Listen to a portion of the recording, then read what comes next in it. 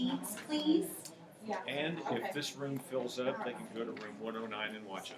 Okay, and if this room is not comfortable for you guys or fills up, you can go to room 109 and you will be able to watch and hear exactly what's being played. So it's up to you guys. Or on your smartphone, or on your computer. Oh, on your smartphone or on your computer. Last thing, I know we ran out of flyers. You can go to the main menu page on OK EdPlan and you can download the OK Quick Tips. We hope to have more printed out, but unfortunately we won't today. So they will be available on the OK main menu page in OK EdPlan. And that would be under the state tab. So as we begin our session today, we'd just like to introduce ourselves. My name is Angela Kwok. I'm from the State Department. We both work in the Special Education Division. And I'm Shauna Keene. And today we're going to talk about your favorite topic, OK EdPlan summer updates. Angela and I and PCG has feverishly been working to make sure OK EdPlan is up and running and a little smoother this year going into August than last year. That's right. And our clicker is being... There we go. So our presentation goals today, we will want to communicate to you the changes within OK EdPlan. We also want to identify future training and opportunities and resources. And then if we have time at the very end, we'd like to share with you future initiatives that we weren't able to get to this summer, but would like to maybe have available coming this fall or maybe at the winter break. As we go into this, we know we have taken every one of your guys' suggestions seriously, and Angela and I have worked very hard with PCG to make sure all of your suggestions are being met. Unfortunately, we didn't have enough time to get to all of them, so we have picked a few of the main ones that we feel are needed in OK EdPlan for the 2016-2017 school year. As we share with you the updates, we're going to put this presentation in 3 different sections. We want to make sure it's in the most logical progression that you would have a student that's being eligible for special education services. So we're going to start talking about the eligibility process first, acknowledging all the changes through that process. The next section will be the IEP process. And then the third section of changes within OK EdPlan would be anything else. So maybe administrative items or just things that we wanted to bring to your attention that are outside of the IEP and eligibility. Okay, first off, like Angela said, we're going to start with the eligibility process. We'll be discussing the notification of meeting and where you can find it. Parent consent and written notice will be part of the eligibility process this year. It will still be in the document section, but it will be in the process.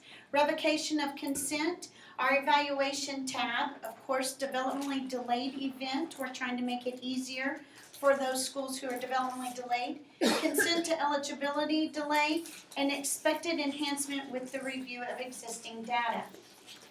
Our first change that we'd like to bring to your attention is the eligibility, the notification of meeting. You'll notice as you access the notification of meeting, you will have 2 different areas to access it. It will remain in the document section because we know sometimes you have a notification of a meeting for any other event, so we wanted to have it continue to be in the document section. But it will also be part of the contacts log. So when you go into the contacts, that's one of the tabs within the student's file, you'll be able to acknowledge what type of contact you've made to the parent, and at the very bottom of the page you'll have access to the meeting invitation document. Okay, on parent consent and written notice, it will still be in the document section, but as you're filling out your reds, down at the bottom when you go to save and continue, you'll be able to access the written notice and parent consent on this page as well, making it a little easier for you guys when you're filling out a reds. Oh, I have to do a written notice. Oh yeah, I have to fill out a parent consent. As you're accessing this, and maybe this is the first time that you're in OK EdPlan, I want to bring a word of caution to you. As you're trying to finalize a written notice or a parent consent, it will ask you to make sure that you have the parents and guardians acknowledged for the IEP team members. Unfortunately, the team members are not part of the eligibility tab, so you have to make a mental note. Where do I access the IEP team members that are part of my eligibility meeting? It's through the IEP tab. So just kind of make a mental note if you're wanting to acknowledge the parents and the guardians for that student and have those appear on the written notice or parent consent, go to the IEP process and do the parents and IEP team members. Okay, on the reds, once you have finalized a parent consent and say your parent says, oh, never mind, I don't want this anymore, and they want to stop consent, there will be a tab. Now this tab will only show up if you have a finalized parent consent. So if you leave it in draft mode, you don't have a way to do that. You can click on this tab and it will give you a date that you're going to put in that parent said for whatever reasons they want to stop consent. And then you will have to fill out a reason why, explaining why the child has, or why the parent decided to stop consent. Then you will notice, save and continue. The history will be blue, saying you revocated consent, and they will have a pause symbol. So if you have a child moving into your district with a pause symbol, you will know at some point there was parent consent and then the parent stopped consent before the testing was finished up. If you have a student that's going through this process, you'll know that this top one of the parent consent, that's a read-only field because that's based on an event that was finalized, the parent consent was finalized. You will have to have the fields entered of the date of that revocation of consent and the documentation that supports that event.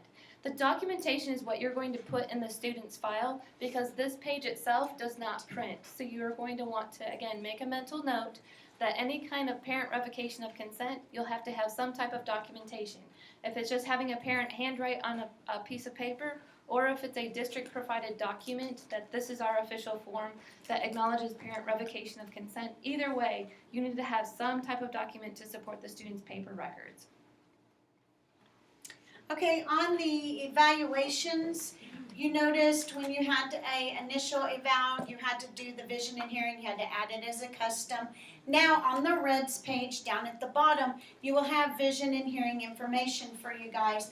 On initial evals, you can come in and fill that out, save it, and it will print to the reds document. The vision and hearing date fields are required fields. You Yes. will also have to include something as far as text for the results and findings of those vision and hearing exams. Mhm. On the evaluations tab, we have additional information for classroom observation. We also have information for sociocultural information. So when you are looking for adding evaluations, you will no longer have to add those as a custom evaluation. There will be a designated place marker for that content. And make sure you can add as many observation, teacher, special ed director, parent, but also you click the button to include in the document. If you do not do that, it will not print to the reds. So make sure if you want it to print, you click that button or it will not print there. This is at the bottom of the page of the evaluations. This is just acknowledging where the Add Assessments button is. It's at the bottom underneath Classroom Observation and Sociocultural Information. Right now, the method of adding an assessment is very similar to as it appeared last year. You have an entire list of all the possible assessment types. Then you select the appropriate component area and the score type. You can continue to select details to actually add the score value. What we're looking at is updating the evaluations tab and having it by component area first. That way you're not having to list through the entire area of all evaluations that are possible for any type of component area that you're assessing. So this is just a snapshot of the logic that is going to be programmed in the future. You will see that the component will be listed first. You'll have the possibility of motor, communication, language, academic achievement. You'll have a list, and based on the list that you select, so in this example, if you have motor, then you'll only see the evaluations only for the component area of motor. That way it limits that entire assessment list to only the ones that are appropriate, and then you'll see the subtest available underneath that assessment that you've been looking for. Now this is not live just yet. We're hoping that will go live before August for you guys. So just know if you go look on it now and you're like, it's not working, we know, but we're hoping to get that to you guys sometime in August. We also had additional information about when you go to the details section of adding in evaluations. This is the very same format, and we expect that to remain the same too. with the update.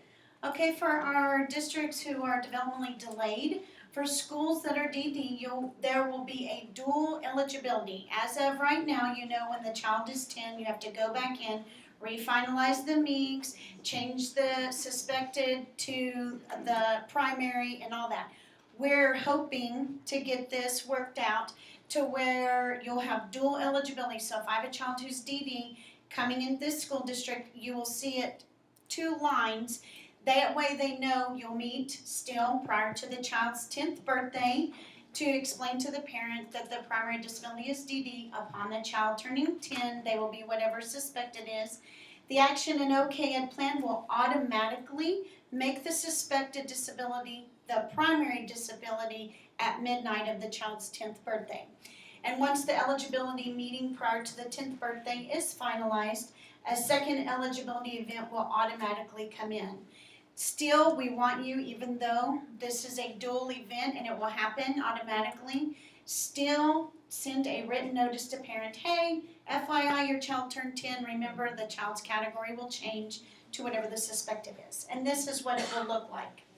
The first event in the first row would be the date of your eligibility meeting when the student was in eligibility of DD category until the day before their 10th birthday. And then the second event would be the day of their 10th birthday until the next 3-year timeline of that initial event. So that's exactly how it's programmed in EdPlan. We want to caution you though, this is not for any students that will be grandfathered in as a category of developmentally delayed. This is only for new initial eligibility of students that will be developmentally delayed. We expect this action to come sometime in mid-August or so, and so this will be an expected change prior to October 1st. Go back to that one. Yeah.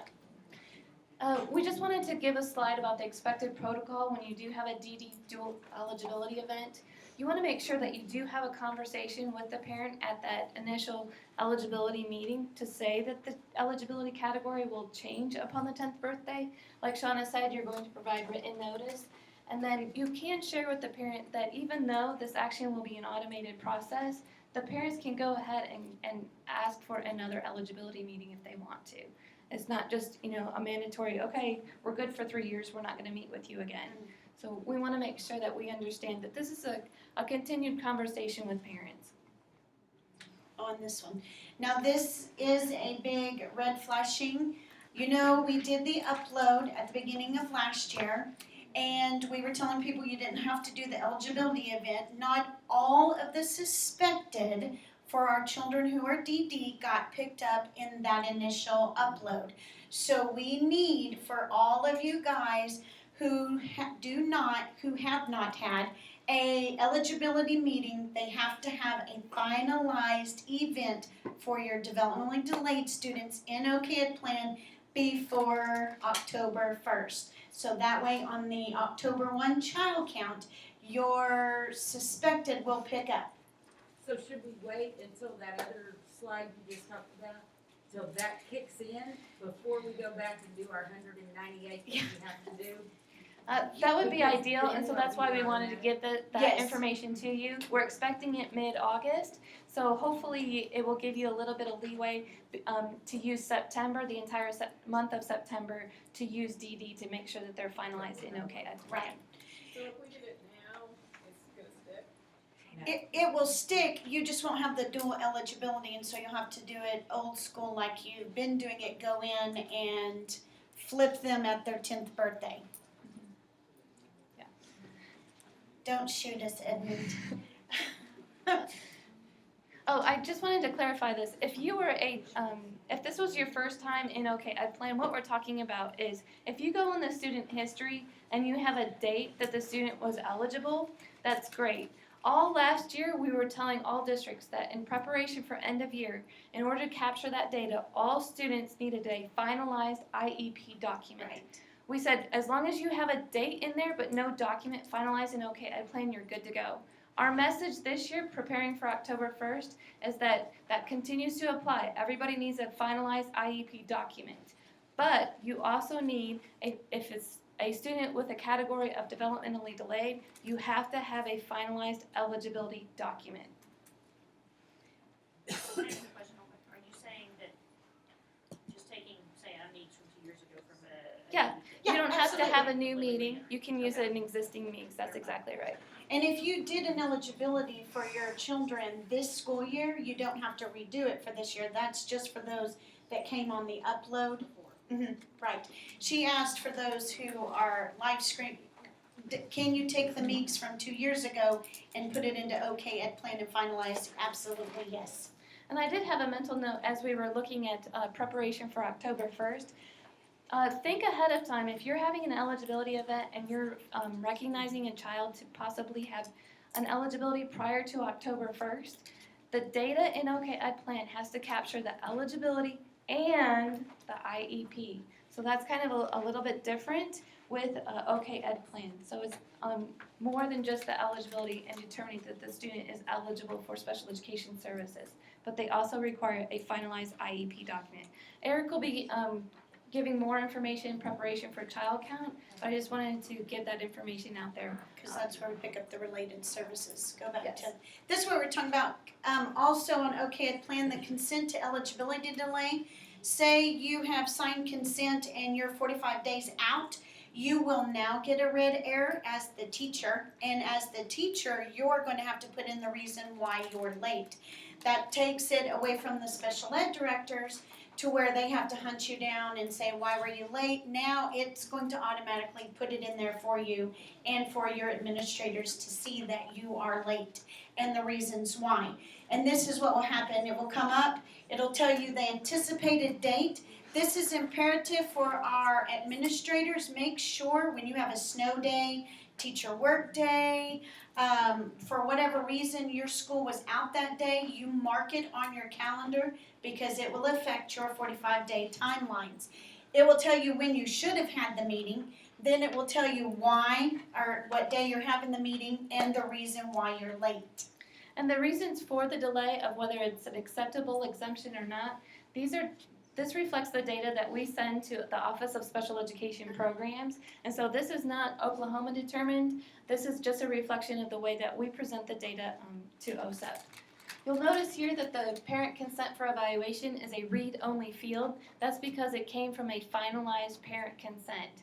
And then it's reading the calendar in your school calendar 45 days and give you an expected date that it would have been due. Unfortunately, you can't see this prior to the event. You will only see this document if you have exceeded that 45-day timeline. So we sent out information in the listserv last Tuesday. And everybody did a big sigh of, oh.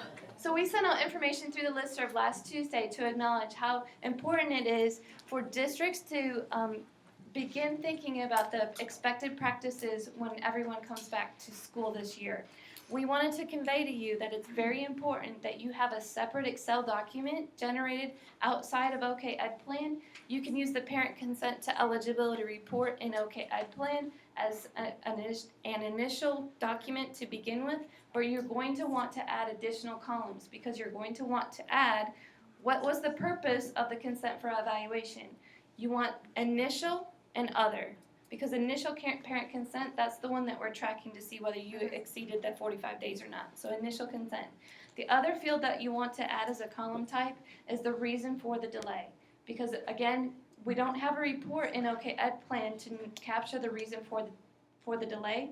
We can capture it on a statewide level, but at a district level, you'll have to go in student by student. So if you know this ahead of time, we are working on programming it to have a report in OK EdPlan to add those additional fields, but it's not yet available. We're working on this throughout the month of August. Hopefully it will be released in September, but again, right now it's not available. Okay, our expected enhancement with the REDS. Current practice, all finalized parent consent will automatically assume that upon the finalized eligibility event, the eligibility will be due in 3 years. What that means, I have practiced this. It's kind of hard on my fake students to practice this for you guys. So know that if you sign a consent for an FBA or a OT, occupational therapy evaluation, you don't get 3 more years. On the MEAGs, we're hoping that that doesn't work out. Just know and let Angela and I know if you finalized and it changes your end date for 3 more years, let us know because we have to work those bugs out. course, guidance is for any parent consent, make sure you finalize it. Initial and reavals, finalize the parent consent, finalize the eligibility. We're hoping it will pick up which ones are initials. Right now it's not, but we're hoping to get that fixed for you guys. Yeah, and the reason that we wanted to bring that particular page to your attention is that if you are a special education director, you want to make sure that you're tracking some of the parent consents on what the purpose of the parent consent was, so that we're monitoring whether that was an initial consent or, like we said, any other type of consent that was finalized. Okay, IEP process. Okay, on the IEP process, of course, notification of meeting, written notice is in the IEP process now, excusing an IEP team member. Our behavior documents is in the document section, yay! Supplementary aids have been changed, informed parent consent. Our transition services, we finally got that page worked and a little easier for you guys, and of course, our goals and objectives. So the first thing, again, is very similar to the notification of meeting. You're going to go to the contacts, identify how the parents have been contacted, and then you have the option to create a draft or final meeting invitation. It continues to be part of the student's documents file, so it can be accessible there, or it can be accessible in the contacts log. Okay, our written notice, when you go to create a draft down at the bottom, you can jump and create a written notice in draft or finalize there in the IEP process before you finalize. But you also can still access it in the document section as well, whichever is easier for you guys. And I don't know if you clarified it, but this is in the draft IEP document. Yes. So if you're going to the draft IEP and trying to create that, you'll have access to the written notice there. This is just a slide to acknowledge when you would give written notice. It would be prior and following an IEP. This would be based on our handbook within Oklahoma for special education. We wanted to provide clarification about excusing an IEP team member. This is not necessarily new. It's just throughout the past year, Sean and I have had a lot of conversations about districts needing information about excusing an IEP team member. It used to be on the very front page of an IEP document, but we found out that it was too handy for a lot of districts just to go ahead and just dismiss individuals that just couldn't make it or didn't have the they didn't want to. And so Yes. yeah. Okay, yeah. And so we wanted to make sure that parents acknowledge why the individual was not present. And so this would be obtained through the parent consent document to dismiss those parties that should have been part of that meeting. We made it harder for you guys to find. Not on, kind of on purpose. Of course, this is our documents section. On the document, if you open it up, you'll have general, then you have a behavior tab. This is where our behavior plan, our functional behavior assessment, and manifestation determination pages are located. I will tell you that it is a big difference to go from filling out on a paper to go from a process. So if you think you're going to write a BIP in 5 seconds before the IEP meeting, no. It took me a little longer. Even though it's the same exact document, it's just different on the computer for some reason. I will tell you though, note of caution, if you're writing an FBA or BIP, leave it in draft mode until you are absolutely for certain this is what you want. Because if you finalize it, then you go back to make changes, it has erased everything and it will send you into panic mode. I did that. So I would leave it in draft mode till you're absolutely for certain that's what you want to print out and take to the parent. This is just information about informed parental consent. Previously, last year, we didn't have information where you would acknowledge that parents received notification of their procedural safeguards, information about LNH, Lindsay Nicole Henry Scholarship, information about Oklahoma School for the Deaf or Oklahoma School for the Blind. So now you have access to see that the parents did receive that information and it will print to the document. Our supplementary aids, Able Tech, was amazing for us. If you remember, all supplementary aids had AT and whatever next to it.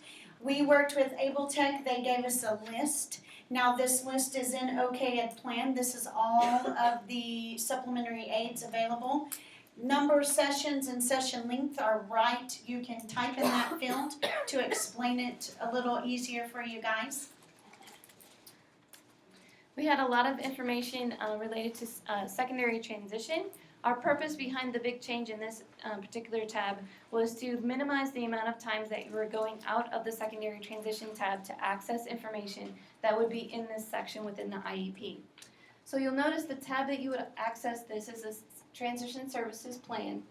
Then you would go ahead and with the present levels of academic and functional educational performance, you would acknowledge the assessment, the transition assessment that you gave to a student to see where they were in their secondary transition interests. So the button is right there and you will click on it so you won't remember. It'll take you to the assessment page, fill it out. Then down at the bottom you can click back and it will bring you right back to the transition page.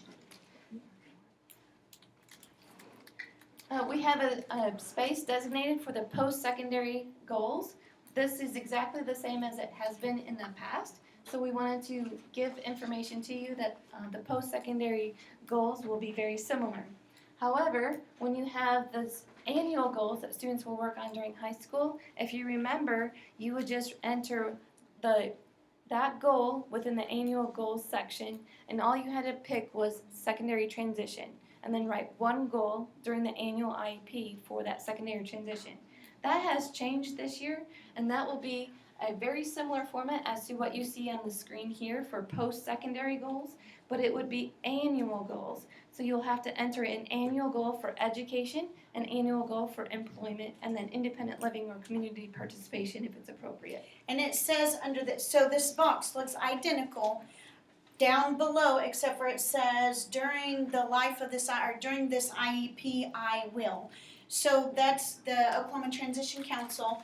You should be choosing what the child wants to do post-secondary. You're going to write his annual goals, what you're going to work on the life of the IEP to get him to his post-secondary goals. And the purpose behind that is you're taking the secondary transition assessment, Huh. generating all of their strengths and interests, using that assessment to identify post-secondary goals and then also annual goals that we can do to help meet those post-secondary goals. So you don't have to bounce back and forth to the goals and objective page.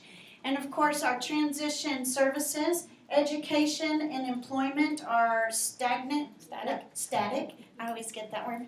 Static. I was seeing if y'all are listening.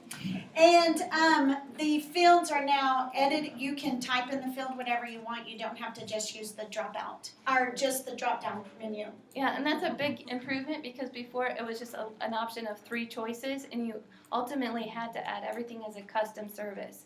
Now you have the ability to identify the transition service that you offer in your school. Oh wait, go back. We added this box to list the accommodations necessary for the coordinated services. You can put the accommodations there.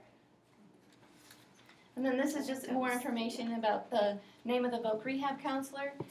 That is a field that can be typed. And the person responsible for the referral, again, typed field. At the bottom, you'll see that there's a create draft student summary of performance. So again, you don't have to go to the document section. It's right here in the secondary transition tab. Okay, our goals and objectives. You guys know we got new goals this year. The new goals and objective banks will appear in EdPlan. It'll be under Oklahoma Academic Standards. Now make sure when you're choosing that, the Oklahoma Academic Standards Extended Academic Indicators, EAI, is for your children who are doing your DLM or alternate assessment. Your Oklahoma Academic Standards will be the new standards. You don't have to go in and refinalize and change just as the IEP comes due. No, you'll be choosing from the Oklahoma Academic Standards. We have a couple administrative items outside the eligibility and IEP process that we'd like to bring to your attention.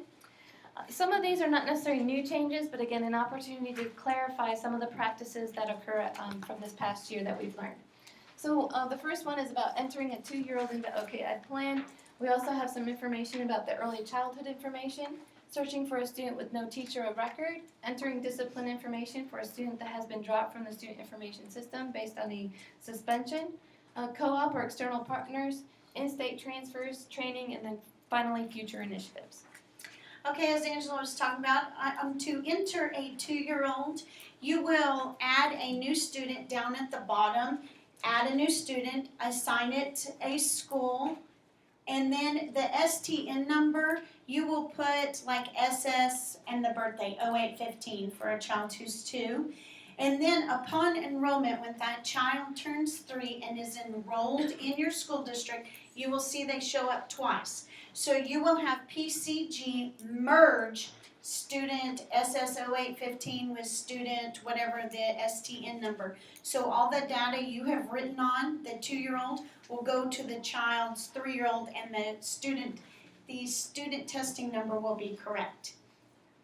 The next section that we read, was there Yeah. any questions? So for large districts that may have more than one child at that age level that has a birthday, do you send another identifier? Oh, yes, I would, yes.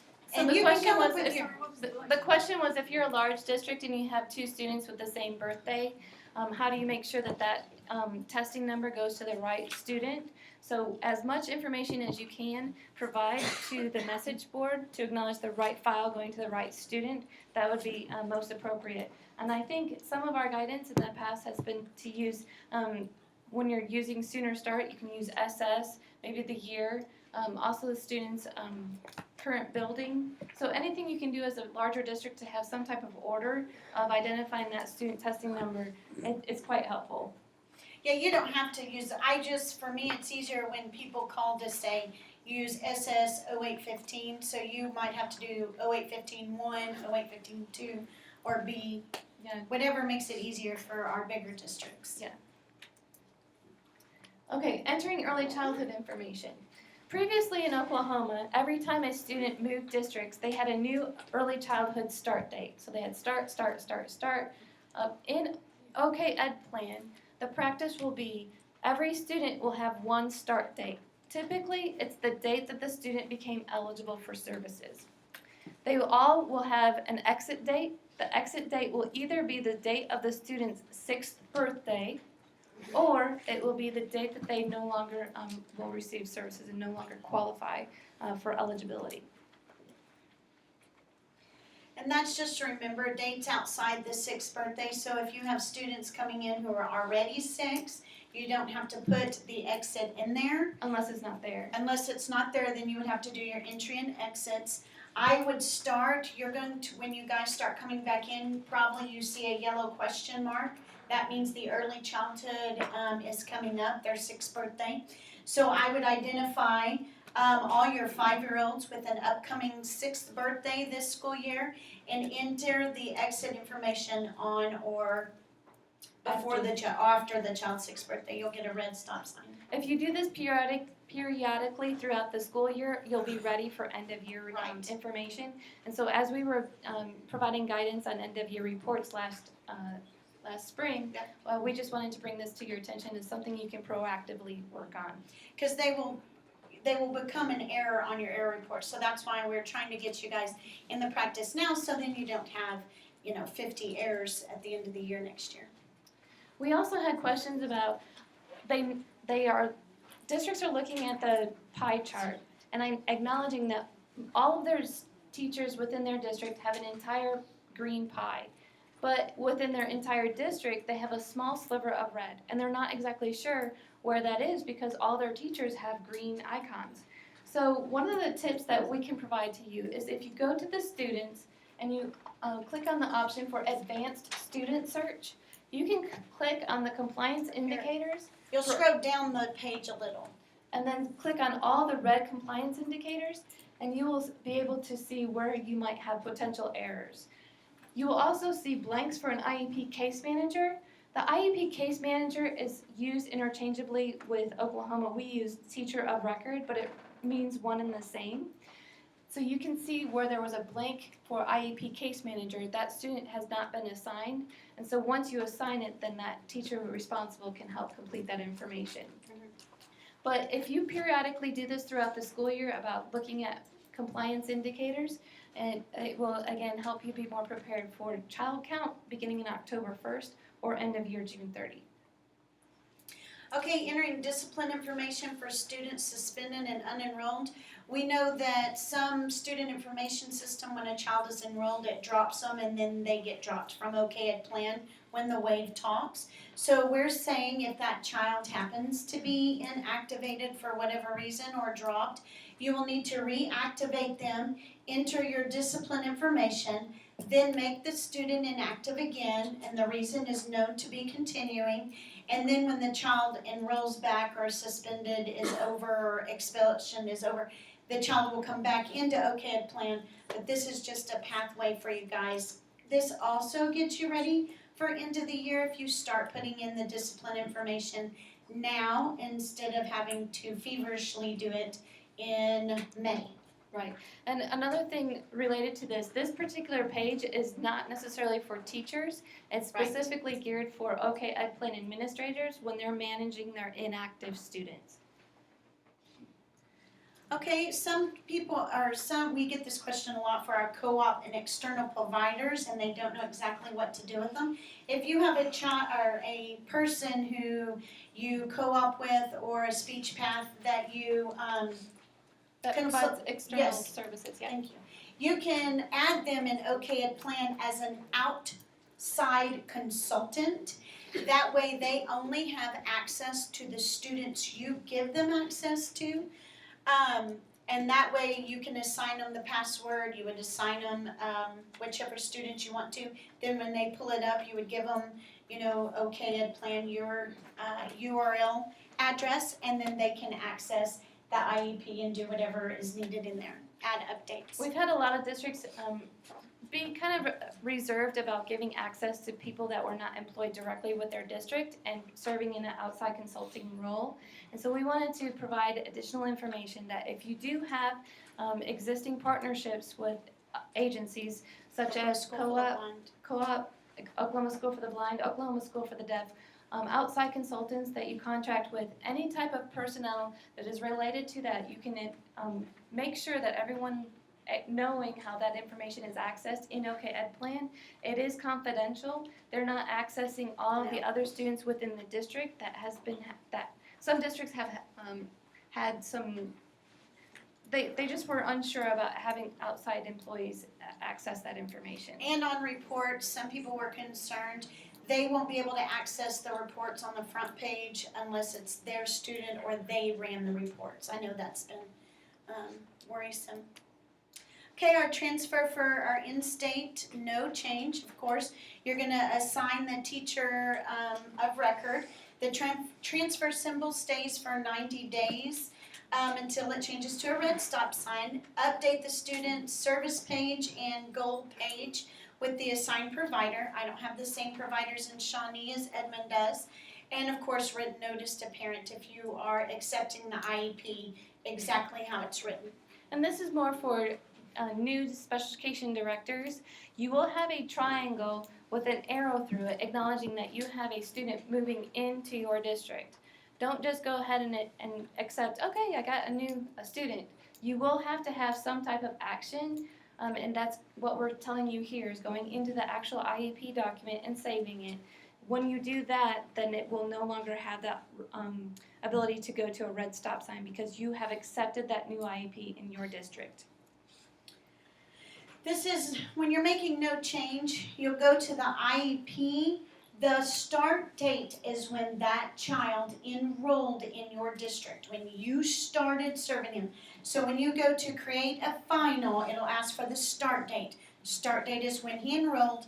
The end date will not change unless you're having a whole new IEP meeting with the parent and changing things or amending it.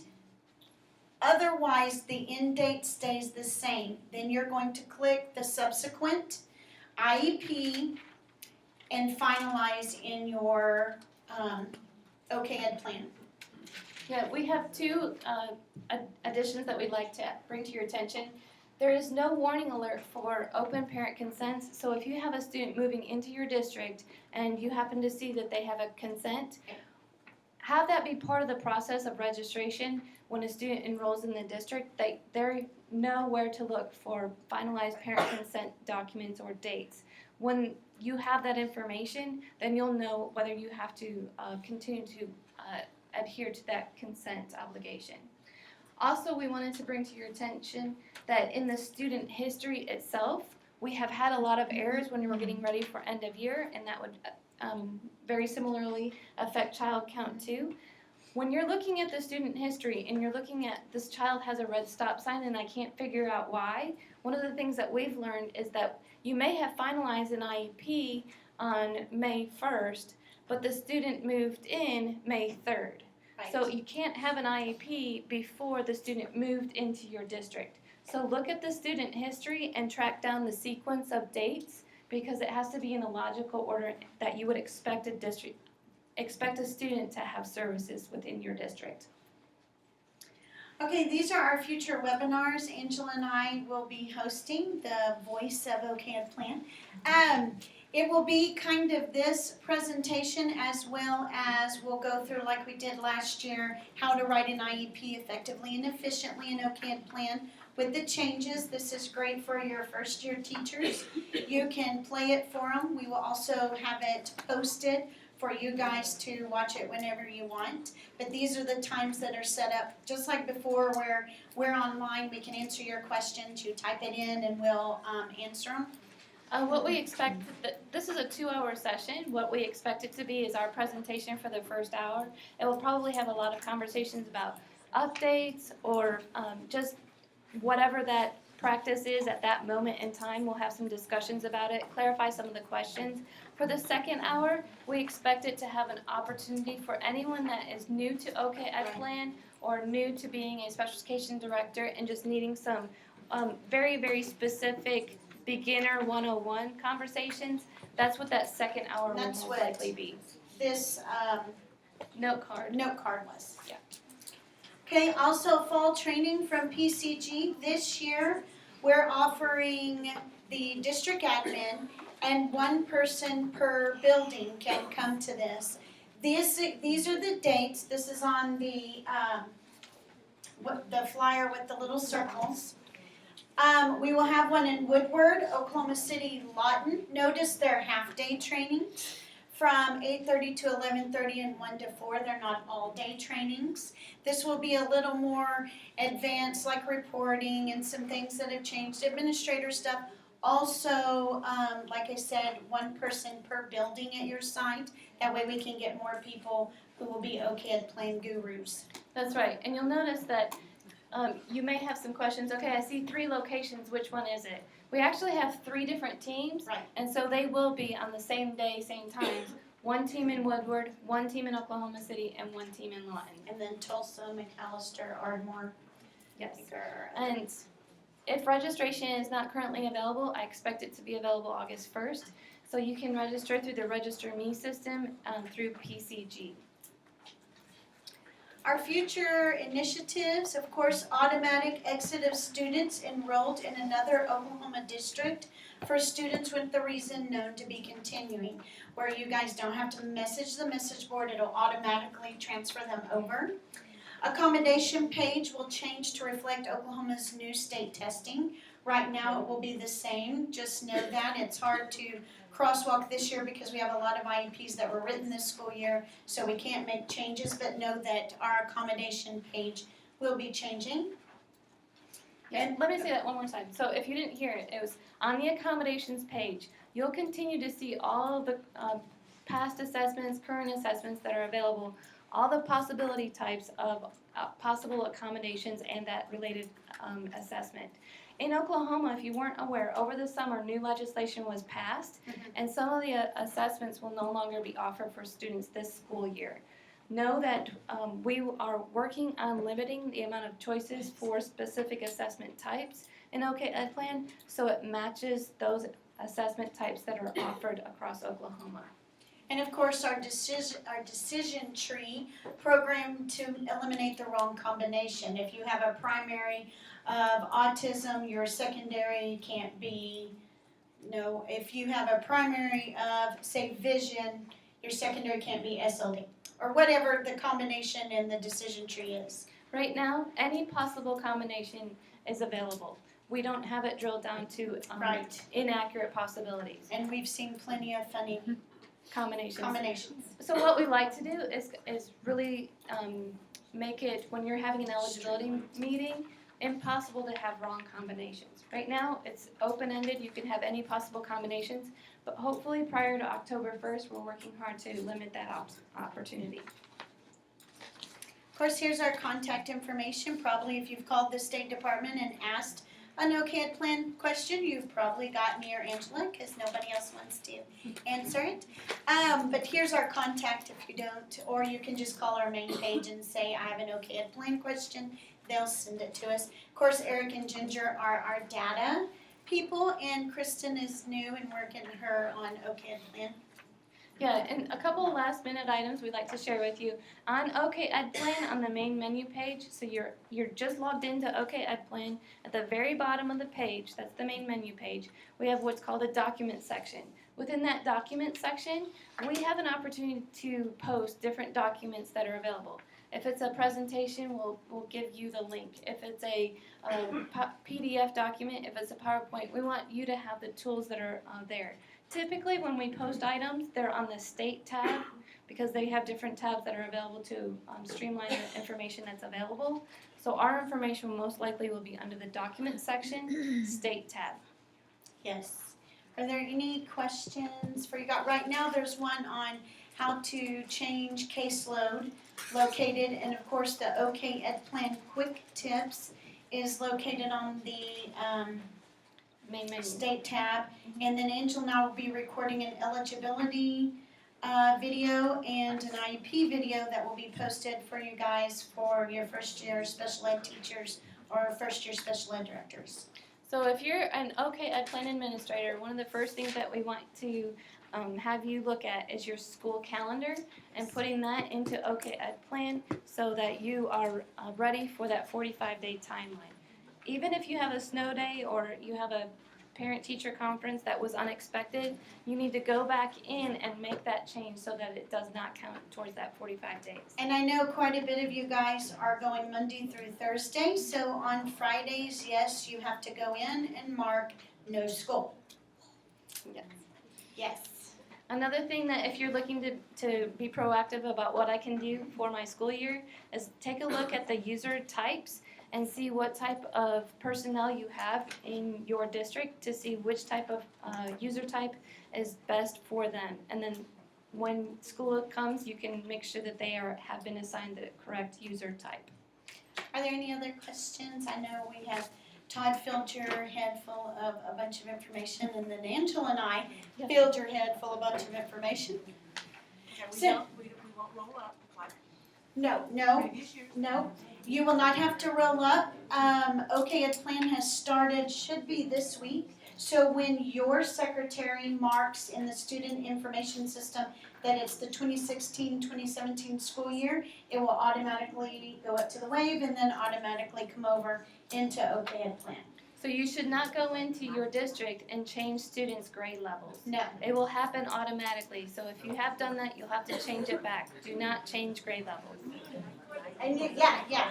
And then your caseload, I know.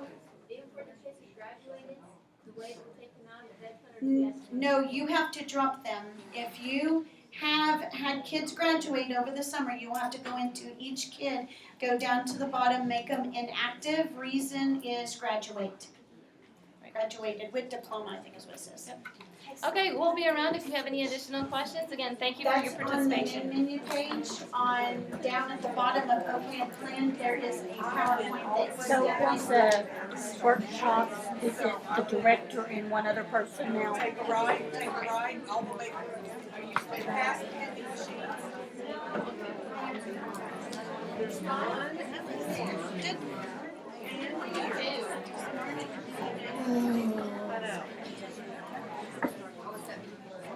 Yeah.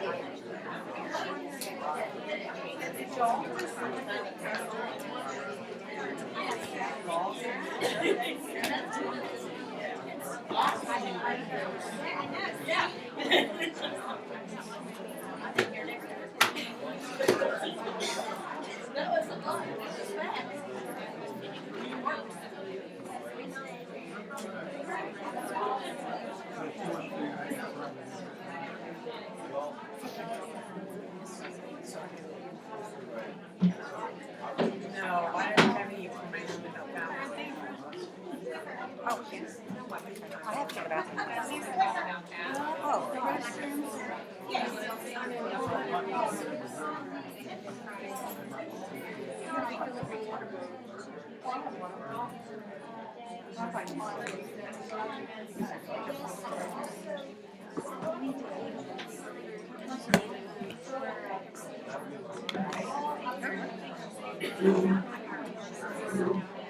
It is live streaming, isn't it?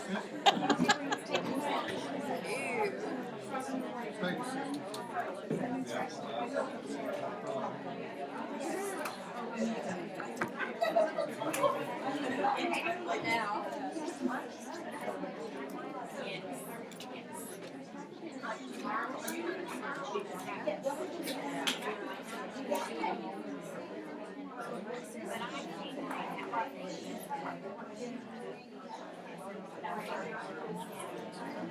Oops.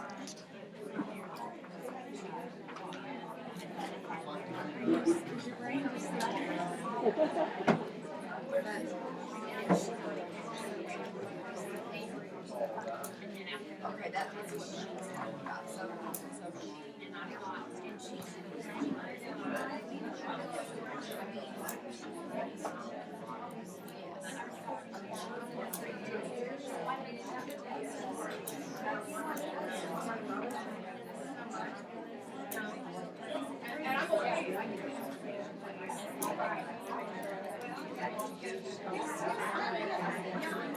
here's one of these, so you won't have to get up and get it. Thank you. You're welcome.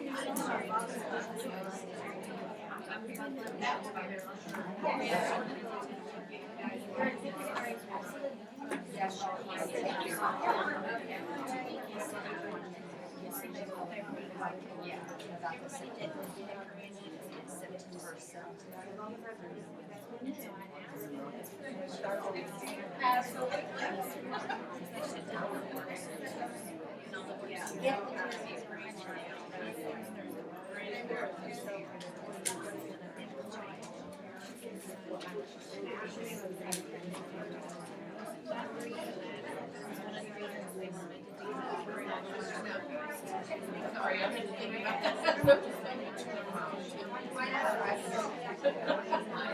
about that.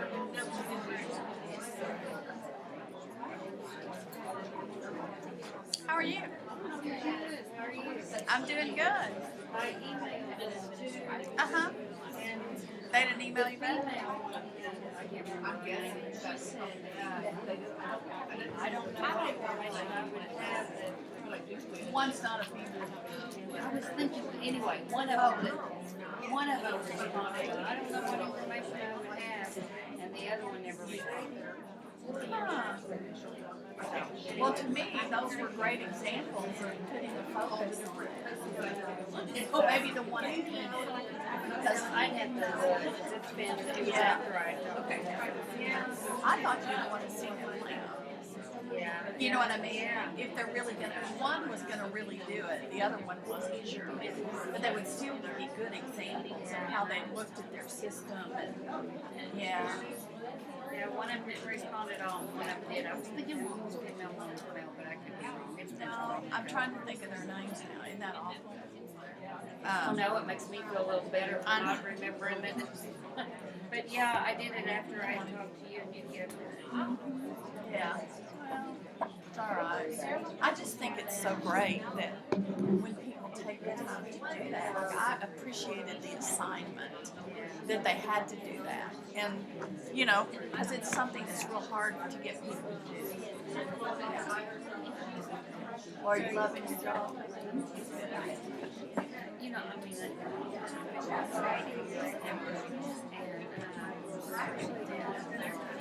we've been doing news services. Right. And the first one I did, everybody was so quiet. And they really interactive. But that's just this group. Since then, I've had one other division. My second one was T&I. Because they already know what to talk about. The brand new ones probably don't know. Well, all of them have been the brand new ones, but they, some of them came from schools that haven't.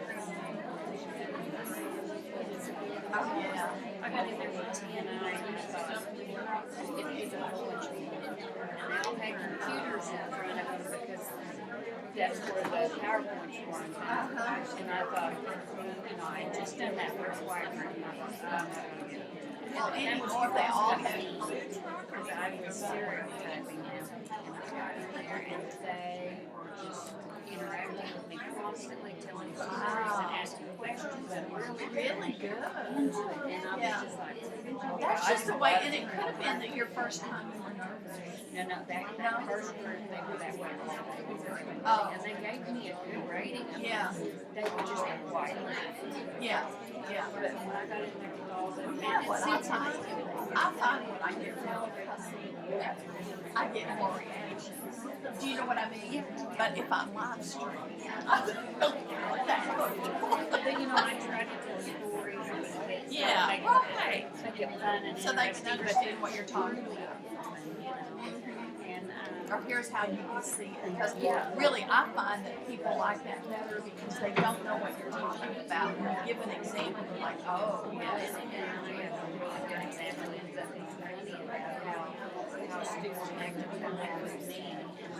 Other people had trouble, but it's kind of funny what happened. But then we came together as a team, so they told us about the problem. And we had a wonderful solution. It worked out great. But one team member gets the mouse shut. And he might not even been involved. It's for 20 years old. But then he ended up with something that we were. Right. Because he didn't say it. Well, it ended up being behind the marrying the guy and found out about a year Well, later. oh, really? How funny. And so, but it was a real funny story, but they just love that. Yeah.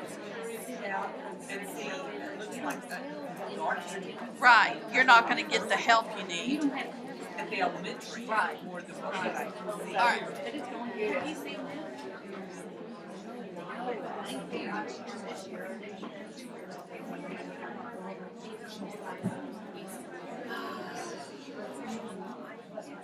And does that happen?